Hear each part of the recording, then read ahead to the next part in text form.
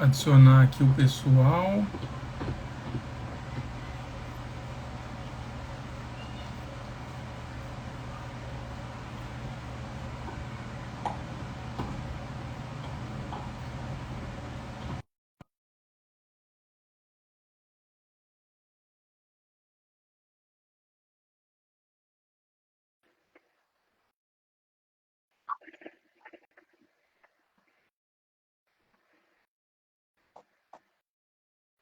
Calma aí, Fábio.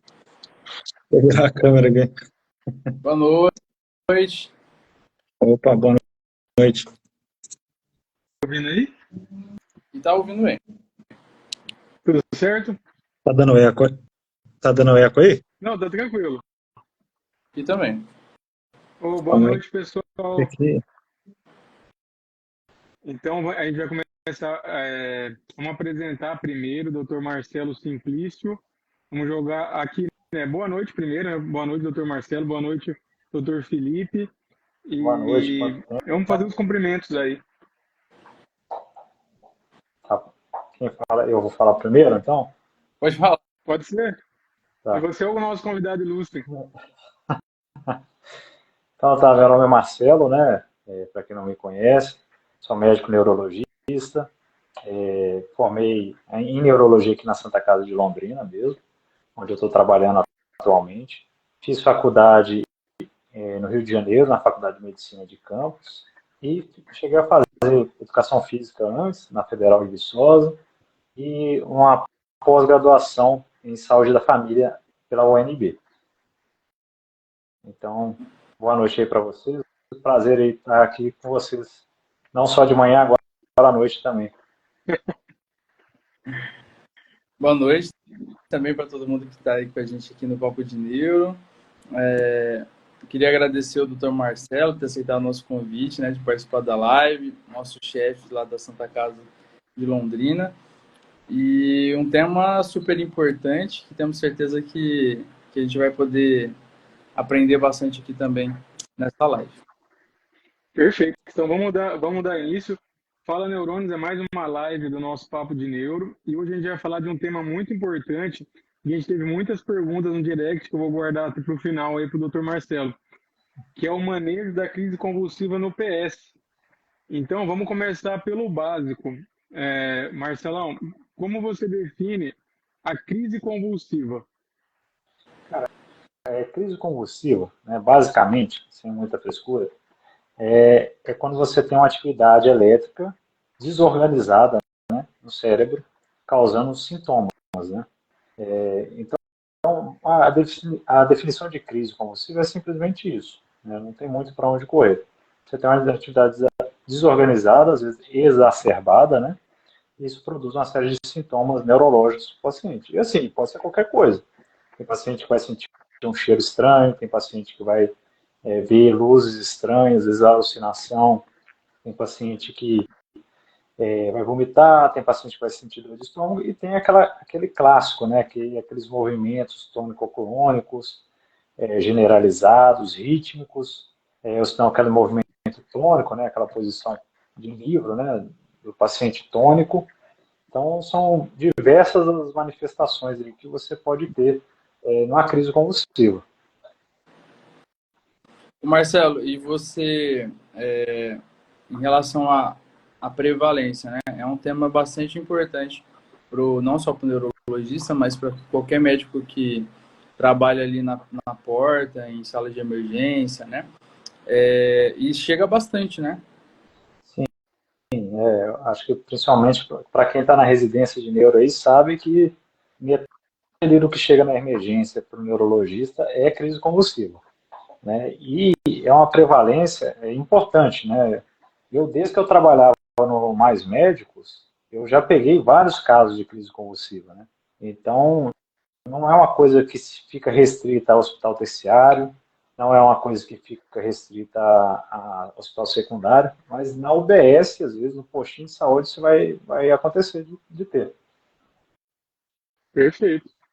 E Marcelo, qual é a importância de reconhecer e priorizar um atendimento rápido na crise convulsiva no pronto-socorro?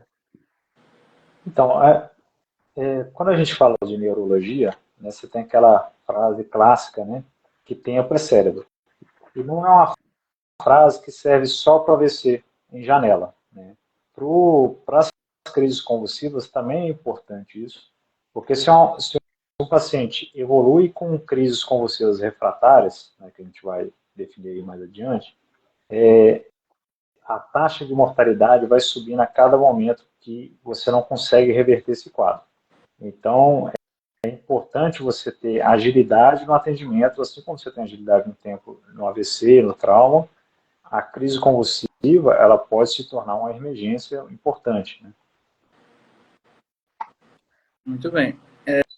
E pensando, né, o nosso foco vai acabar sendo, né, no pronto-socorro ali, na emergência, para o médico generalista, que está ali no porta.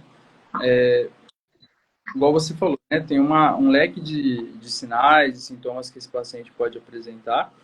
Então, realmente, só de você levantar a hipótese que o paciente pode estar tendo crise, isso vai ser importante, né? Porque às vezes você só vai lá, pede exame e deixa o paciente largado lá e só vai ver ele depois, né? No outro plantão, na troca de plantão, você perdeu a janela ali de melhorar, diminuir a mortalidade para esse paciente, né? Então, Com certeza. começar a falar um pouquinho desse manejo inicial no pronto-socorro. Eu acho até interessante acrescentar uma história. Eu estava no R1, né? R1 a gente sempre lembra que é muito traumático, né? Então é fácil de lembrar. Sem dúvida. Mas foi assim, eu estava no pronto-socorro à noite, né? Estava vendo outro paciente. Eu acho até que eu estava... Ah, não, foi na R2. No início do R2 eu estava até treinando a R1, que era a Lorena na época. E aí a gente estava lá andando no SET, né? Que é o Centro de Emergência e Trauma lá da Santa Casa. E vi um paciente lá que estava deitado assim, e meio rebaixado. Ninguém tinha pedido a avaliação daquele paciente ainda. Mas estava lá, eu dei uma olhada nele assim, abri o olho dele fixo, aquele olhar fixo, né? Fui mexer o braço dele, rígido, paciente super rígido. O paciente estava ali convulsionando, né? Não estava se mexendo, mas ele estava convulsionando. Então o cara estava tônico, com a cobertinha em cima dele ali, ninguém estava vendo. E aí esse cara foi fazendo tomografia, ele tinha um sangramento absurdo ali no cérebro dele, entendeu? Então, é importante você estar atento justamente a isso aí que o Felipe está falando. Chegou o paciente na maca, se ele tem um quadro de rebaixamento, qualquer coisa neurológica, né? Nem sempre a informação vem da maneira mais adequada.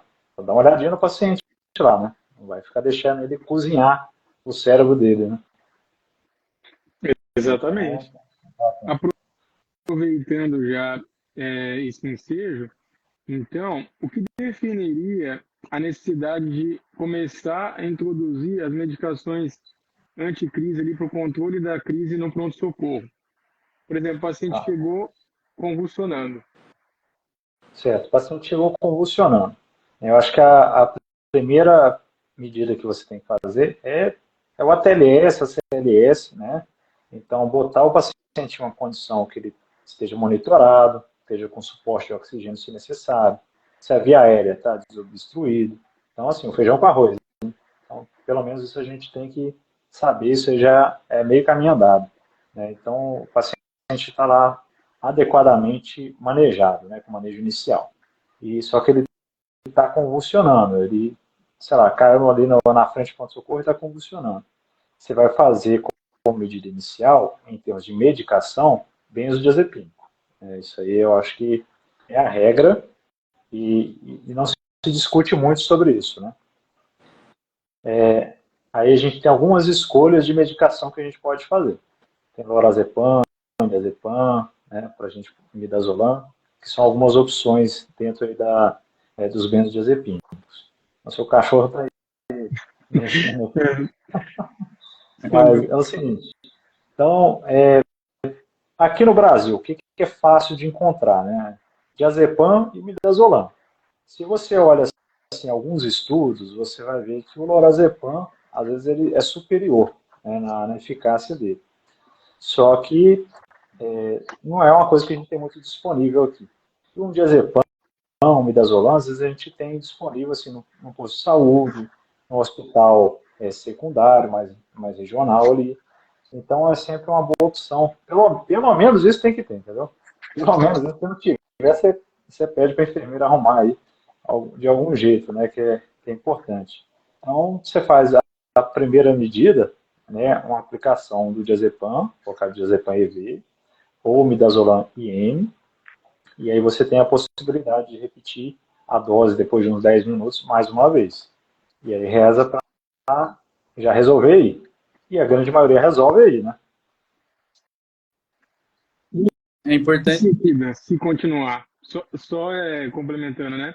E aí, se a crise persistir, qual seria a segunda fase?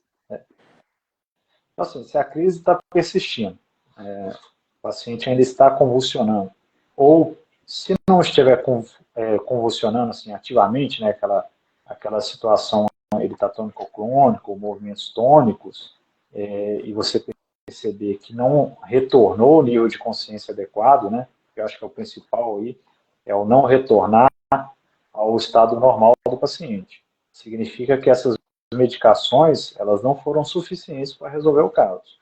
E aí você vai para as etapas seguintes, né? E aí a gente fala em alta dose de anticonvulsivante. Então a gente vai usar mecanismos para fazer com que a dose do anticonvulsivante chegue a níveis séricos altos de maneira rápida. Então, é a famosa idantalizar, barbiturizar. Isso não sai de graça para o paciente, né? Toda a medicação em dose alta, ela oferece risco para o paciente. Então, a gente tem que ter um critério decente ali, né? Então, avaliar o paciente, ver se realmente não melhorou, e aí partir para essa segunda etapa. Então, você tem algumas doses específicas, né? Acho que não vale a pena a gente ficar entrando em dose aqui, mas saber, né? Você abre aí o seu aplicativo, que eu não vou fazer propaganda, e dá uma conferida nas doses, tá? Mas fenitoína aí, 20 miligramas quilo, né? E você vai fazer essa abordagem com a fenitoína ou fenobarbital, são duas opções aí de segunda linha, né? E você vai fazer isso em 30 minutos, mais ou menos. A gente ainda tem nos protocolos a terceira opção, né? Fez a fenitoína, idantalizou. Não resolveu, você já bota o carrinho do lado ali para entubar o paciente. Porque a grande parte, se não resolver uma fenitoína, vai desandar. Né? Geralmente é assim. Tem estudo sobre isso? Não tem, é o que eu vi na vida, né? Mas chegou ali no fenobarbital, que é colocar assim a terceira etapa, você já induz também e já aproveita e já faz a sedação também para pensar em intubação. Né? Porque se não resolveu com a fenitoína, dificilmente vai resolver depois. E eu, pelo menos, nunca vi resolver no fenobarbital, né? Se passou desse ponto.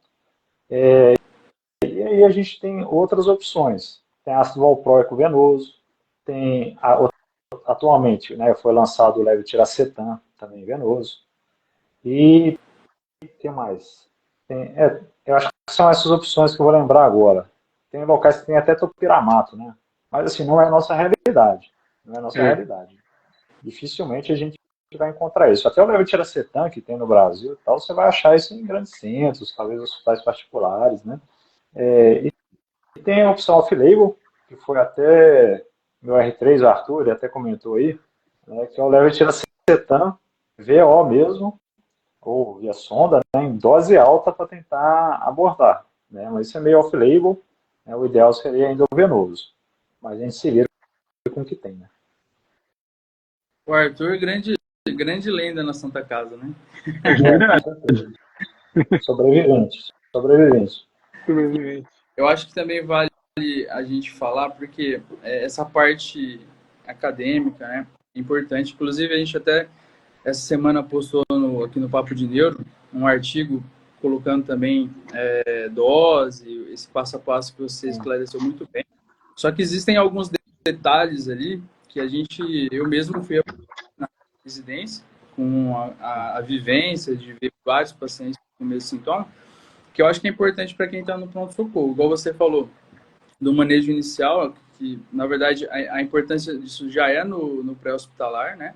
Esse paciente já chegar com oxigênio e tudo mais, porque do jeito que tem essa contração muscular, né, que às vezes é evidente ali nos membros superiores, inferiores e tudo mais, também a parte ali da via aérea, né, ela acaba às vezes sofrendo constrição também, dificultando, o paciente satura muito, a gente recebe com frequência paciente que é entubado no pós-ictal, né, que o pós-ictal, para quem não sabe, é aquele período após a crise convulsiva, que o paciente fica letárgico, pode ficar confuso, agitado, agressivo, e de satura mesmo, né? A gente vê que às vezes o paciente chega ali 70 de saturação, 75, e dá uma apavorada.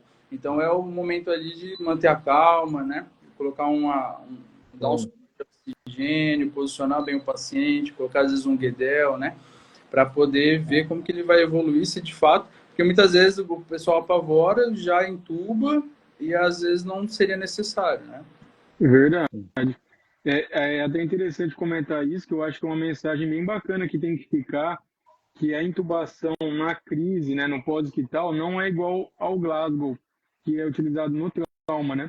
Se o paciente está estável, o PA está boa, a frequência cardíaca boa, colocou a guidel, a saturação está resgatando bem ali a ventilação, vamos ter paciência, vamos devagarzinho, né? Porque a gente sabe que tem pacientes que têm um pós-ictal muito prolongado, e se apavorar, vai entubar, e aí a gente sabe, né?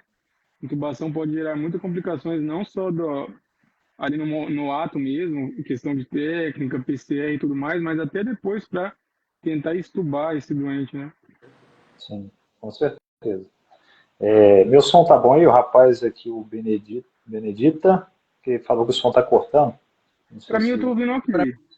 Para mim também. Às vezes, não sei se é o meu. Eu também não sei, mas enfim, se tiver ruim aí, vocês falam. Mas, assim, uma coisa que é importante, né, de crise convulsiva é não ter medo, né? Quando a gente é recém-formado, a gente, às vezes, assusta muito com crise convulsiva, né? E não dá para ter crise convulsiva com o paciente. Então, você tem que ter segurança do que você está fazendo, né? E a grande maioria das crises a gente consegue conter com o benzodiazepina. Então, assim, o paciente teve crise, bota ali de lado, espera. Qual que é o ideal? No máximo 5 minutos ali para ele resolver a crise até sozinho. Passou de 5 minutos, benzodiazepina. Né? Você já entra já com uma ação já, né, medicamentosa para sanar aquela crise. Ela não pode persistir por tanto tempo. E na via correta, né, Marcelo? Não adianta fazer diazepam. Verdade. A gente vê bastante acontecer, né, por aí. Isso aí é duro, viu, gente? Não vai fazer o diazepam IM, não. A absorção é muito errática. Então, às vezes, você derruba o paciente ali, e aí você vai lá e entuba ele depois ainda, porque você achou que ele está com Glasgow 3, né? Verdade.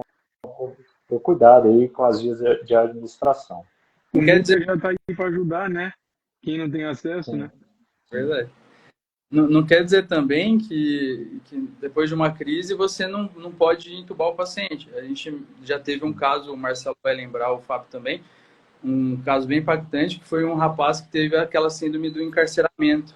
Né? Até o Marcelo que levantou a hipótese diagnóstica, que é uma síndrome, para quem não sabe, que é um AVC, no caso ele foi um AVC, né, na região ali de tronco, que ele perdeu toda a parte motora ali e ficou apenas com a consciente, mas só com a movimentação do olhar vertical. E esse paciente, quando eu conversei com o plantonista, ele falou: Felipe, desculpa, cara, eu sei que vocês não gostam que entuba pós-ictal, mas ele estava em insuficiência respiratória. Insuficiência respiratória é uma indicação de intubação orotraqueal, mesmo depois de crise convulsiva. Então, por isso que é importante ter esse feeling, né, com o tempo. Às vezes, quem não tem muito contato, é difícil mesmo, às vezes, diferenciar uma coisa da outra. Mas tem casos que o paciente está convulsionando por outro motivo. E aí vai precisar entubar mesmo, né?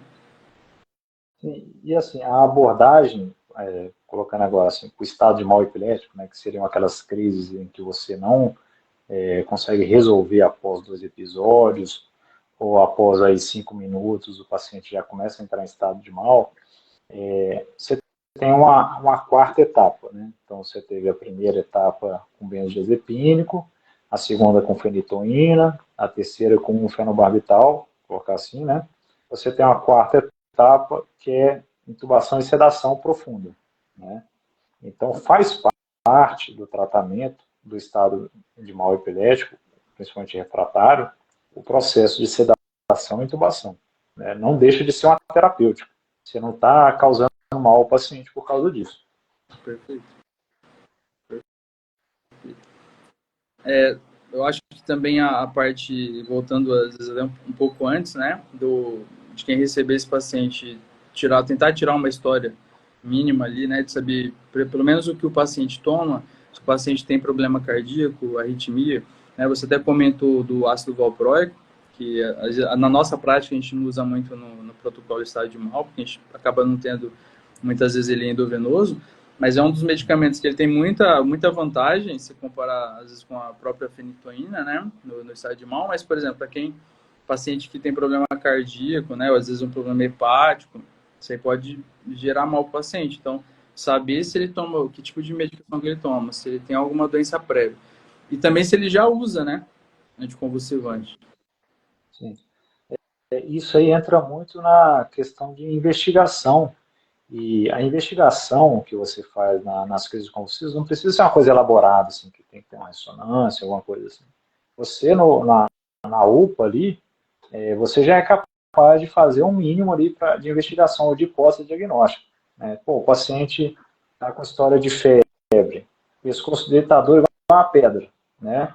Vou pensar em meningite, por exemplo. O paciente sofreu um trauma, TCE. Vou pensar em causa traumática, às vezes a cabeça do cara está sangrando, né? Ou se não, por exemplo, o paciente, aquele cheiro de cachaça, né? Que a gente às vezes conhece. Então, o paciente etilista, às vezes, fez ligação alcoólica importante, né? Aquela simples pediu HGT do paciente. Às vezes o paciente está em cetoacidose diabética, às vezes o paciente está hipoglicêmico. Isso aí, às vezes você faz ali uma glicose de 50%, já salvou o cara, entendeu? Então não precisa ser nada muito elaborado. Às vezes o básico é o suficiente para você salvar a vida da pessoa, né? Verdade. E aí, até lembrando do básico, né? Lá atrás, acho que nem tanto para médico, que médico sabe isso, mas a gente sabe que todo mundo gosta de assistir a live. Ainda em 2024, tem alguns familiares que vêm perguntar se não pode colocar o dedo e puxar a língua do paciente para fora. E aí a gente percebe que é uma informação que a gente acha que é tão difundida e na verdade não é, que é uma coisa simples e que foi um mito que está perpetuando ainda até hoje, né? Então a gente sempre gosta de reforçar isso, né? Jamais, né? Jamais colocar a mão dentro do paciente convulsionando, senão você vai perder seu dedo e vai aspirar o seu dedo ainda, né? Você vai matar a pessoa com o seu dedo, né? Exatamente, né? É só virar a cabeça de lado ali que você já desobstrui a via aérea e salva o paciente para aquele momento, né? Sim. Às vezes, o que eu falo às vezes com os pacientes, na hora de orientar sobre isso, principalmente aqueles que estão no início de terapia, não está com a medicação ainda no nível adequado para controle, o paciente começou a ter crise, proteger a cabeça para não ficar batendo no chão, por exemplo, se ele caiu, coloca ali uma almofada, né? Virar o paciente de lado, essencial para evitar a broncoaspiração, né? Engolir o próprio vômito, né? Aspirar o próprio vômito, ou até a própria saliva. É uma complicação recorrente em paciente que chega às vezes no hospital, né? E tentar afastar objetos que são cortantes, né? A faca, por exemplo, ferramenta. O cara desmaiou ali na mecânica, é cheio de aparelho ali em volta, o cara poder machucar se ele tiver com movimento tônico ou crônico, né? Então, acho que ter esses cuidados já ajuda muito. Você já não piora a situação, né? E às vezes a pessoa fica tão apavorada ali, né, meu Deus, tá funcionando, e não liga para ambulância, né? E quanto mais tempo demora para fazer um diazepam, é pior para o paciente. Outra coisa que eu estava lembrando aqui da época de plantonista, né? Que se você está me assistindo e você é plantonista, eu sei que você faz isso que eu vou falar. O paciente chegou convulsionando. Né? Às vezes aquele paciente que você já até conhece, convulsiona todo mês, já tem escape de crise direto. Você só olha para a enfermeira e fala, não, 4 ampolas de fenitoína e 250 ml de soro, corre em 4 horas de observação. Isso é uma coisa que, né, na prática, a gente vê muito acontecendo e não tem, assim, base científica nenhuma, né? Às vezes até o paciente já toma fenitoína, isso que é importante, às vezes o paciente já toma certinho, você vai lá e faz mais uma pancada de fenitoína, você intoxica o paciente, né? Deixa eu É aproveitar justamente. então, porque tem uma pergunta dessa, eu ia guardar para o final, né? Mas o Felipe comentou, foi uma pergunta bem interessante. Perguntaram assim: quando identalizar o paciente no PS e quando não identalizar? Se você poderia dar dois exemplos. Entendi. Ah, quando identalizar, né, o paciente não respondeu a 2 doses de diazepam ou qualquer benzodiazepínico, né, o paciente não respondeu, continua convulsionando, ou ele não retornou ao nível de consciência adequado, né, você já pode iniciar a identalização. Mas você nunca deve pular a parte de benzodiazepínico, né? Ele é o tratamento que resolve a grande maioria dos casos. Às vezes você vai identalizar o cara de graça, entendeu? O fígado dele vai virar um pudim porque você resolveu, na sua cabeça, jogar lá 4 ampolas de fenitoína para dentro dele. Ou mais. Então, acho que para indicar a identalização seria isso, né? E aí, justamente, já resolve assim, o quando não indicar, né? O paciente fez dois diazepam lá. Resolveu? Ou fez um só, resolveu? Não precisa, né? Deixa o cara quieto ali, em paz, né? É verdade. Ou até mesmo aquele paciente que teve um escape de crise, uma crise pela manhã, por uma má aderência medicamentosa, né, que é a principal causa, o cara não tomou medicação, chegou no PE, teve a crise lá 8 da manhã, um escape, uma crise autolimitada, 2, 3 minutos, aí chega 3 da tarde no pronto-socorro. O cara taca a fenitoína na veia, né? E aí esse é o Sim, momento de segurar, deixar em observação, verificar se não tem mais algum fator que possa estar desencadeando esse escape, né? Alguma coisa infectometabólica, como já epilético prévio, depois reorganiza a medicação, pode dar alta com tranquilidade, né? sim, sim. É justamente, esse é um ponto bom, sabe, Fábio? Porque, por exemplo, o paciente chegou lá, teve crise meia-noite. Aí vai chegar no hospital, sei lá, terciário, 8 horas da manhã, né? Aquela regulação veloz que a gente tem. Ele, você não precisa nem fazer diazepam para esse cara, né? Ele não entrou em estado de mal. Ele teve a crise dele sanada, né? Às vezes espontaneamente. Então você não precisa tratar ele com um estado de mal que não existiu, entendeu? É só observação. Perfeito. Continuando, essa parte, porque assim, o médico está na porta do pronto-socorro, né? Saber diferenciar é um estado de mal ou não, porque, como você disse, né, boa parte das crises convulsivas cessam independente da gente, né? Se você observar por 5 minutos, no começo da residência dá até um frio na barriga, né? Fala, nossa, e fica a equipe olhando, né? Ele não vai fazer nada? Calma. E dificilmente passa de 5 minutos, né? Geralmente se resolve. Então, resolvido o problema, beleza. Ah, preciso, estou no pronto-socorro, estou na UBS. O paciente teve crise, preciso encaminhar ele para o terciário para fazer tomografia de crânio? Não necessariamente. Se o paciente nunca teve, é uma crise inédita, ele precisa de uma tomografia de crânio, né, para poder excluir sangramento, tumor, né, se foi um trauma, para ver se não tem nenhuma repercussão. Agora, se já é um paciente conhecido, que já é epiléptico, tem crise convulsiva aí de vez em quando, você precisa sim fazer um rastreio infeccioso, né, para ver se tem uma infecção de urina, uma pneumonia, algo do tipo, mas não necessariamente um exame de imagem neurológica, né? Sim. Não condenem o neurologista por pedir urina tipo 1. Né? A gente precisa dele, né? Porque é justamente isso que o Felipe falou. Às vezes é uma questão, tem uma infecção ali, e infecção em paciente neurológico, você vai induzir piora de déficit, você vai induzir piora de sintomas neurológicos. Com epilepsia não é diferente. Você pode acabar induzindo crise, principalmente quando a gente fala de idoso, ou epilepsia de difícil controle, né? Então tem que estar esperto mesmo com isso. Marcelo, e sobre crise focal? O paciente às vezes chega com crise focal, movimento da mão, do olho, né? O plantonista, ele faz o diazepam, por exemplo, não melhorou. Ele precisa se preocupar, não está melhorando, ele vai considerar como estado de mal, como que ele deve se portar com a crise focal? Então, a crise focal, né, é quando você mantém seu nível de consciência, né? Acho que é importante a gente definir isso. Então, você tem um paciente que tem um nível de consciência ali mantido, mas ele tem movimentos, ou se não, sei lá, sintomas de náusea, que são refratários, né? Então, você pode ter o estado de mal focal. Isso pode acontecer. Eu, particularmente, eu nunca vi, mas pode acontecer, está descrito isso. Então, você vai tentar sanar esses sintomas dele da mesma forma com o estado de mal epilético generalizado, né? Porque potencialmente esse estado de mal focal ele pode se tornar um estado de mal generalizado. Né? Uma coisa não impede a outra. Então você tem que tentar contornar da mesma forma, levar com a mesma seriedade.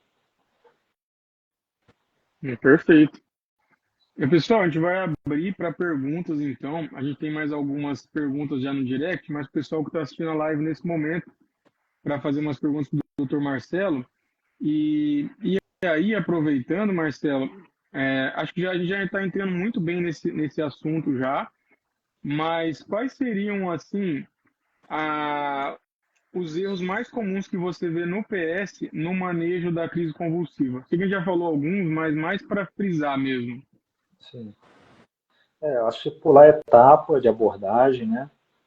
Não levar crise convulsiva, principalmente estado de mal, a sério, como deve ser levado.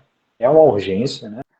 Da mesma forma que chega uma parada, da mesma forma que chega um trauma importante, um politrauma, você tem que levar a sério o estado de mal. Né? É uma coisa que tem alto índice de mortalidade, então pode deixar passar. Né? Então você tem, no mínimo, fazer a primeira abordagem. Mesmo que você não seja especialista, você tem que, no mínimo, ter noção do que fazer, né, para proteger aquele paciente. Eu acho que a questão de excesso de medicação, como a gente já colocou, né, não fazer o HGT, né, às vezes não fazem HGT, cara, isso aí me deixa louco, né, do paciente. Então, tentar definir, assim, uma etiologia básica, primária, uma febre, tentar insetos, se não está, vale a pena já correr um antibiótico uma hora, eu acho que também acontece, já vi acontecer. Eu acho que é mais nesse sentido que eu vejo. Entubar paciente pós-ictal, né, isso acontece com bastante frequência. Ô, Clássico, né?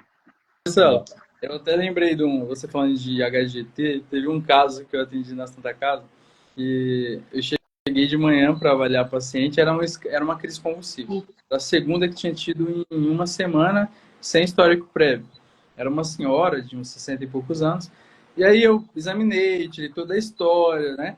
E aí ela falou, eu caí, ela não se lembrava do que tinha acontecido, né? Teve liberação de esfíncter, e ficou confusa depois, voltou ao basal.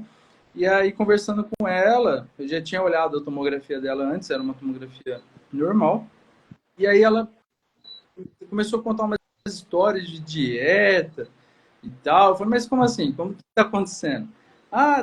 Tava fazendo essas dietas de guru da internet, que você vai perder 15 quilos em 2 semanas, aquele negócio todo.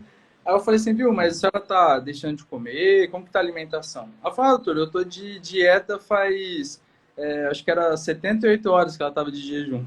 Nossa. Aí ela tava fazendo isso repetidamente. Aí eu fui ver com o pessoal, com a equipe, né? E o HGT dela, como que tá? A gente não fez. Falei, então vamos fazer. Fiz, tava 48. Ela conversando comigo. 48. Então, você... Suor vai aqui. Exatamente. Então, ela tava tendo crise por hipoglicemia, né? De repetição. Aí eu conversei sobre dieta, tudo mais, tal. Ela não, acho que não botou muita fé no que eu falei. Acho que ela preferiu mais o guru da internet. Mas eu falei, vai continuar tendo crise e não adianta. Você pode colocar o anticonvulsivante que for ali, né? Precisa de glicose. Justamente. Entorpecente, tem que perguntar os entorpecentes. Maconha induz crise, tá? Principalmente se o paciente tiver uma propensão aí genética, né?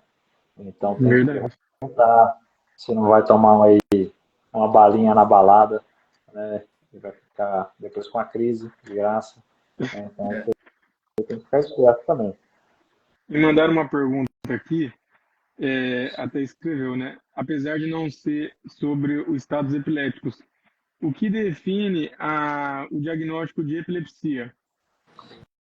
Então, a epilepsia, se você for ver a definição mais atual, é aquele paciente que apresentou no mínimo 2 crises convulsivas num intervalo maior do que 24 horas, né?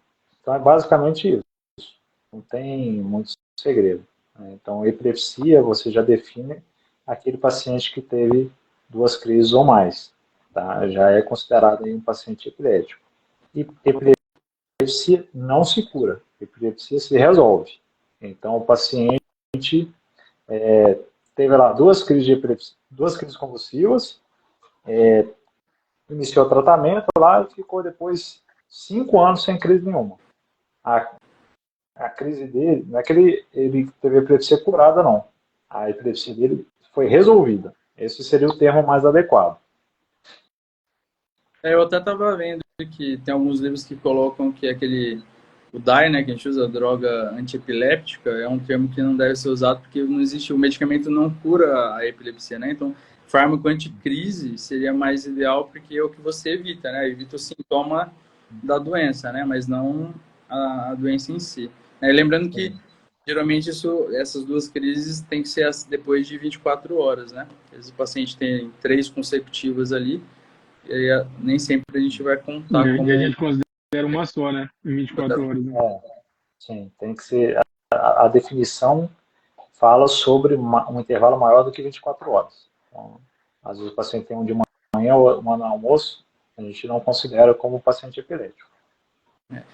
Uma coisa que eu acho legal, Marcelo, você comentar, que não é algo fácil, a gente vive essa dificuldade de volta e meia no hospital, que é em relação às crises psicogênicas, né? O paciente tem um distúrbio ali psiquiátrico que ele acaba somatizando, né? Sintomas de crise, às vezes pode até evoluir mal por conta disso.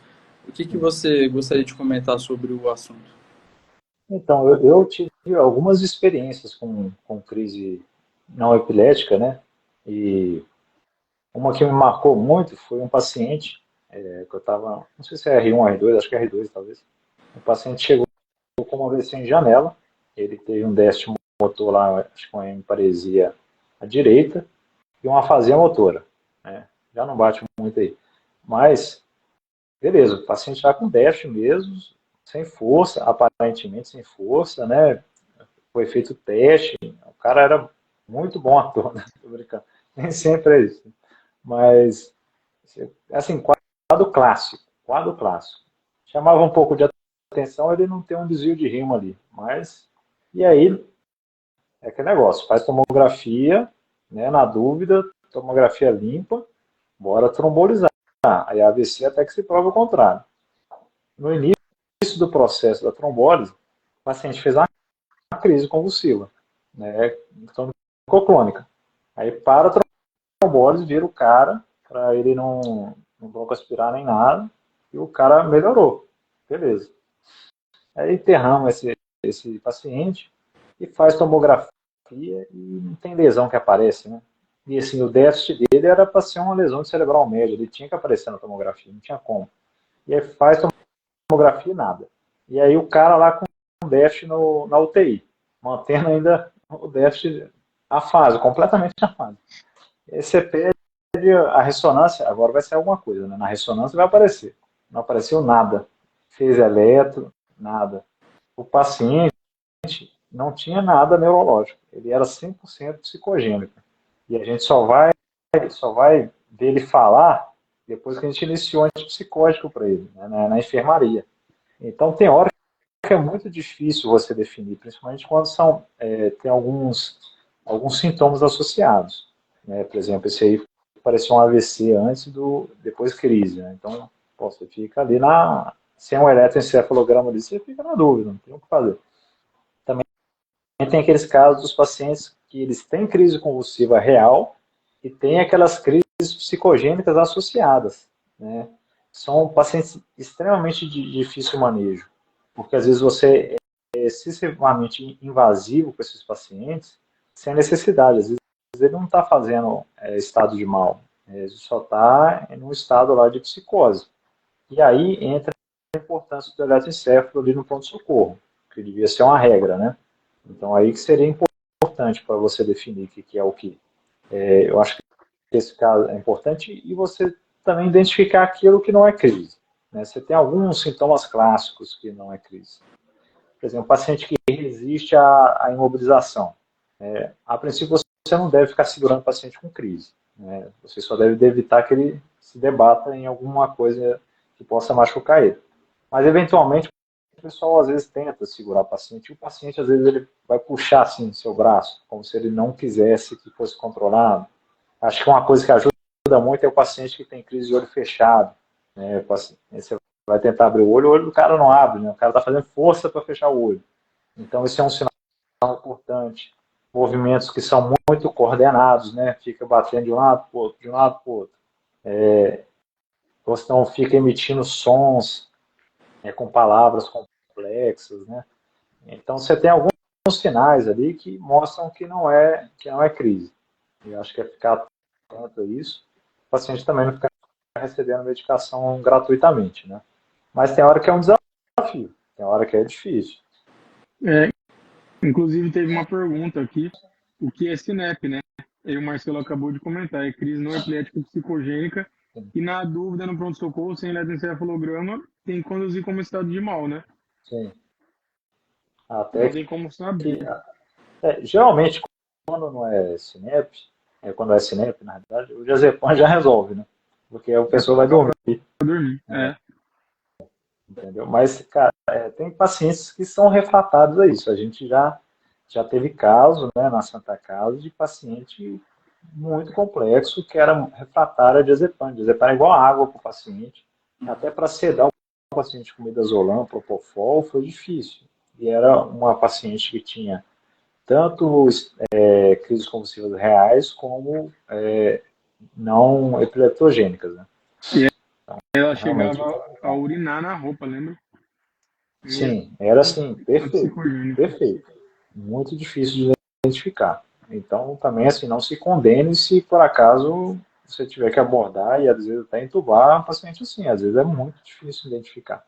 E não ficar também com raiva, ou enfim, estressado com o paciente, porque é uma doença psiquiátrica e não é psiquiátrico não é uma doença, né? Pelo contrário. Então, o paciente não necessariamente, exceto casos específicos, Alguns casos. exceto alguns casos, ele não está fingindo ali, porque ele quer, muitas vezes, isso é involuntário, né? Então, é até difícil, porque precisa de um eletroencefalo. Então, às vezes, sim, vai ter, igual o Marcelo falou, sinais que vão fazer a gente pensar, principalmente com a vivência, né, de ver casos, de fato, de crise convulsiva, que não seja. Mas, igual o Fábio falou, na dúvida, se você acha que faz um diazepam, observa, né? Porque a SINEP acaba, muitos pacientes assim, acabam vindo a óbito porque acham que é estado de mal, né? Às vezes vai uma intubação difícil ali, pega uma pneumonia, broncoaspira, enfim, né? Então é um tema realmente bem delicado na prática. Mandaram uma pergunta interessante. Sempre que dentaliza, tem que deixar a fenitoína? Tem que deixar. Depois que você dentalizou, você dá um presente para o paciente, né? E aí, depois, para tirar esse presente é difícil. Então, você tem que deixar a fenitoína, né? E você pode fazer o desmame ambulatorialmente. Mas, como você fez uma carga muito alta da medicação, você está mexendo ali com transportadores de sódio, né? Então, você tem que não pode simplesmente largar ali do jeito que está. Né? Então, você vai ter que fazer a manutenção e depois a retirada gradativa da dose. E uma coisa que eu esqueci de falar, que eu acho que é importante, é o eletrocardiograma no paciente. Tá? Porque eventos cardíacos podem desencadear crise. O paciente, às vezes, tem FV. Né? Essa semana passada, né, o paciente pós-operatório da cirurgia cardíaca, ele iniciou um quadro de crise convulsiva do nada, na hora do banho, e aí a causa era um AFV que ele estava fazendo. Abriu como uma crise convulsiva. Então, tem pacientes que vão expressar seus sintomas de até como crise, né? Mesmo que não seja a causa neurológica mesmo. Baixo débito, né? Isso é interessante mesmo, que às vezes até a gente, né, na correria não se liga no eletrocardiograma, né? Sim, Questiona o justamente. laboratorial e a tomografia de crânio e esquece de ver o eletro. Sim, é importante a Depois gente ver. até para o manejo também, né? Para escolher qual anticonvulsivante você vai dar para ele, né? Fazer um... Às vezes dá para você pular a ferritoína, por exemplo, faz um fenobarbital direto, entendeu? Verdade. Colocar uma tiamina ali, se for no etilista, né? Igual você falou. Justamente. É o que vai ajudar, né? Às vezes é coisa simples, né? Não precisa nada complexo nessa hora. Verdade. Marcelo, eu vou pedir para você vamos fazer uma espécie de um resumo desses pontos chaves dessa live. Live Tá. acrescentou muito, né, para todo mundo que está assistindo, e a gente falou muito também, né, status epilético, mas a gente acabou falando, discorrendo sobre muitos assuntos, e isso foi muito interessante. Mas eu gostaria que você fizesse um resumo, os pontos chaves principais aí, que você acha que vale a pena mencionar novamente. Então vamos lá, a gente trabalha aí em pronto-socorro, né? Não é especialista. O que é importante você saber? O paciente chegou em crise convulsiva, ou o paciente não teve crise, mas não voltou ao estado dele normal, é estado de mal até que se prove o contrário. Está mais de 5 minutos lá tendo crise. Primeira abordagem sempre benzodiazepina. Colocar a realidade do Brasil. Diazepam EV, tá, uma ampola, ou midazolam IM, certo? 5 miligramas. Fez isso. Deu 10 minutos. Não funcionou? Faz de novo. Fez 2 vezes e não funcionou? Você vai para as próximas etapas. Então, fenitoína em dose alta e dentalização, correr em meia hora. Não resolveu? Carrinho do lado, vai colocar fenobarbital também, em dose alta e para correr rápido. E já prepara o tubo. Né? E sedar o paciente com benzodiazepínico, midazolam, às vezes propofol junto, para resolver. Então, assim, o feijão com arroz é isso aí, né, para abordar uma crise convulsiva. E não tem suporte, não tem nada. Então, diazepam e SAMU, né, vai fazer o deslocamento dele, certo? Eu acho que talvez isso é o mais importante da abordagem geral. Monitorar o paciente, colocar de lado para evitar broncoaspiração é importante. Tentar definir etiologia é muito importante, porque você tem tempo para salvar o paciente. Então, se o paciente sangrou a cabeça, se o paciente tem sinal de hipertensão intracraniana, né, rigidez de nuca, febre, para você já iniciar um antibiótico rápido. O paciente etilista, fazer uma tiamina, e questões de hipoglicemia, por exemplo. Então, assim, uma investigação básica, sucinta, é importante no pronto-socorro também. Isso tem que ser feito juntamente com a abordagem. Né? Tem que estar pensando aí qual foi a causa, né? É igual a mesma coisa aí para uma parada cardiorrespiratória, né? Qual que é a causa daquela parada? Né? Eu acho que esses seriam os pontos mais importantes. Perfeito. Bom, eu acho que é isso, né, pessoal? Recebeu mais alguma pergunta aí, Felipe? Não, aqui não. Às vezes acabaram. Tinha sido essa última da identalização. Acho que ficou muito bem explicado, né? E é um tema muito interessante, assim, não só para a gente que faz neurologia, porque a gente realmente gosta muito, né? Sim, Mas para abordagem no pronto-socorro, impressionante, cara. Dando plantão no PS, na UPA, existe uma lacuna muito grande do médico recém-formado nessa abordagem. É o que a gente sim, estava comentando, né? Chegou o paciente ali, convulsionou ontem, o cara já é etilista, usa 3, 4 fármacos anticrises aí, não está usando, na verdade, né? sim. E dantaliza, às vezes já usa fenitoína e dantaliza também, e às vezes a dose, o pessoal, nossa, faz 8, 10 ampolas. É uma coisa até que assusta, assim, no geral, assusta bastante. Sim, com certeza. É importante você saber manejar. É igual uma parada cardíaca, né? Você tem que saber manejar aquilo. Se você se dispôs a trabalhar em pronto-socorro, você tem que ter noção do que você está fazendo, né? Porque é responsabilidade demais, né? A vida dos outros na sua mão. Então, se você não está a fim de aguentar esse trampo, melhor não fazer. Né? Vai para o OBS, qualquer coisa, né? Que não é vergonha nenhuma. Mas se você está disposto a pegar um pronto-socorro, então tem que fazer bem feito. Exatamente.